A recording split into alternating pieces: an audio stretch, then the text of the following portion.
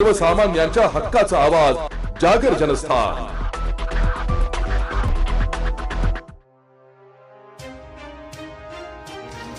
धुळे येथील औद्योगिक संघटनांच्या जिल्हा संघटनेतर्फे महावितरण कंपनीच्या कार्यपद्धती विरोधात अधीक्षक अभियंत्यांना निवेदन देत विविध समस्यांकडे लक्ष वेधण्यात आले। यानिमित्त आयोजित पत्रकार परिषदेत पीएस सूर्यघर योजनेतील अडचणी, वाढता आर्थिक भार, वारंवार होणारे वीज पुरवठा खंडितीकरण तसेच आवश्यक पायाभूत सुविधांकडे होत असलेले दुर्लक्ष याबाबत संघटनांनी नाराजी व्यक्त केली आहे। पत्रकार परिषदेत मनीष जाखेटे, सीताराम अग्रवाल, वर्धमान सिंघवी, नितीन सिंघवी आदी उपस्थित होते। संघटनांच्या प्रतिनिधींनी दिलेल्या माहितीनुसार योजना राबविताना ग्राहकांना तांत्रिक व प्रशासकीय अडचणींचा सामना करावा लागत असून यापूर्वी सादर केलेल्या तक्रारीनंतरही अपेक्षित सुधारणा झालेली नसल्याचं त्यांनी नमूद केलंय। निवेदनात स्मार्ट मीटर खरेदीसाठी दबाव, सदोष मीटर रीडिंग, चुकीची वीज बिले, पैसे भरल्यानंतरही वीज जोडणी सुरू करण्यात होणारा विलंब तसेच सौर प्रकल्पांसाठी आवश्यक सुविधा अपुऱ्या असल्याच्या तक्रारी मांडण्यात आल्या।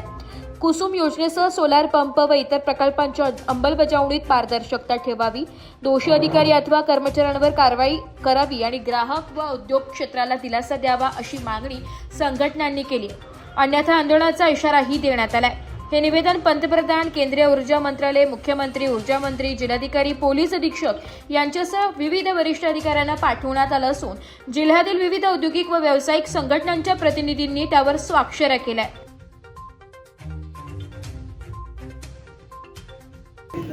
अलीकडेच महावितरण कंपनीने जो नवीन नियम लागू केला आहे की आपण घरगुती सौर ग्राहकांसाठी जेवढा आपला युनिट वीज वापर होणार आहे त्या युनिटच्या अनुषंगानेच आपण सौर ऊर्जा प्रकल्प बसवू शकतो।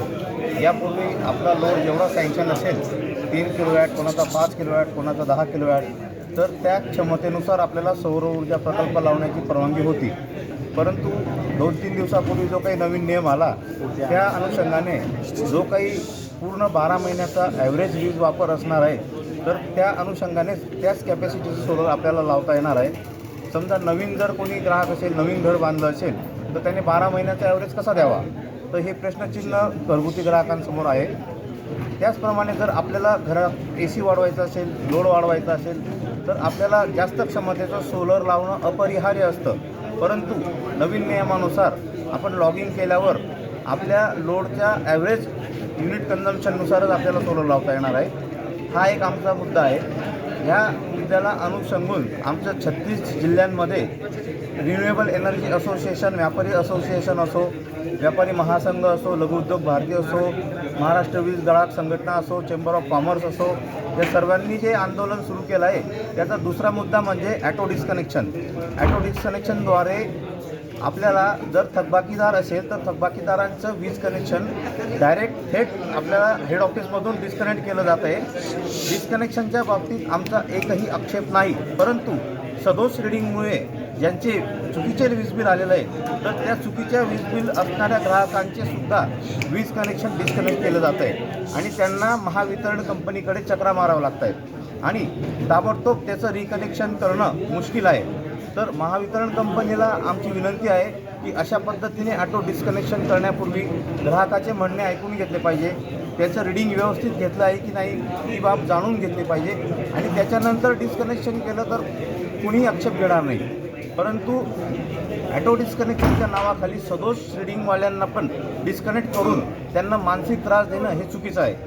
ह्या विरोधात सर्व आम्ही असोसिएशनने हे जे आंदोलन चालवलं आहे याच्यावर जर त्वरित तात्काळ काही उपाययोजना करण्यात आली नाही तर आम्ही येत्या 3 ते 4 दिवसात मोठं एक जलआंदोलन उभा करणार आहोत आणि महावितरण आणि कलेक्टर ऑफिसवर मोर्चा नेणार आहोत। तरी महावितरणला पुन्हा एकदा आमची कळकळीची विनंती आहे की अशा प्रकारे ऑटो डिस्कनेक्शन करू नये आणि ज्यांना जेवढ्या कॅपॅसिटीचं सोलर हवं असेल त्यांना तेवढ्या कॅपॅसिटीचं सोलर मंजूर करण्यास परवानगी द्यावी।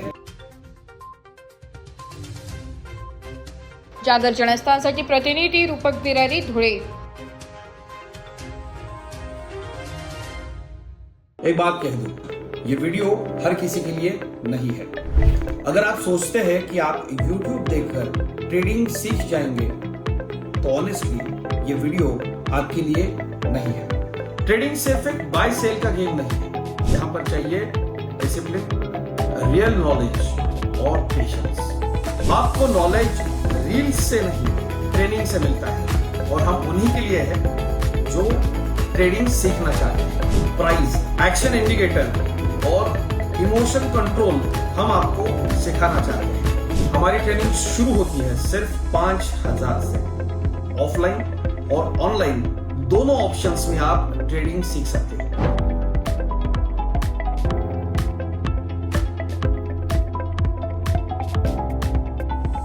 अगर 5,000 इन्वेस्ट करने में प्रॉब्लम है तो फिर ट्रेडिंग में करियर करने का आइडिया छोड़ दीजिए। अगर आप सीरियस हो, ट्रेडिंग के स्किल को बिल्ड करना है, साइड इनकम बनाना है, आपका फ्यूचर सिक्योर करना है, तो स्टॉल मत करो।